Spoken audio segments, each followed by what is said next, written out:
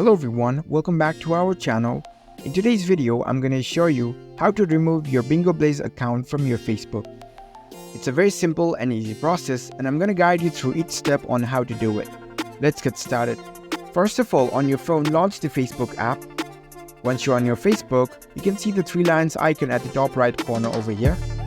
Tap on it. Now you need to go to the settings. Here you can see the settings icon at the top right. Tap on it. Once you're in the settings page, you need to find the app settings. If you cannot find it, you can even search it over here. Tap on the search bar. Now type in apps and search for it. Here you will see the apps and website option at the top. So select this option. You will see all the connected apps and websites to your Facebook account. So in order to remove the Bingo Blaze app from our Facebook, we need to find the Bingo Blaze app first. Select Bingo Blaze app from the list. Tap on it.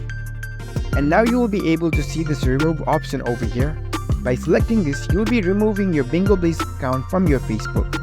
So tap on this remove option. It will ask to confirm if you really want to remove this Bingo Blaze app account from your Facebook. So select remove again, and there you go. The Bingo Blaze app is successfully removed from your Facebook.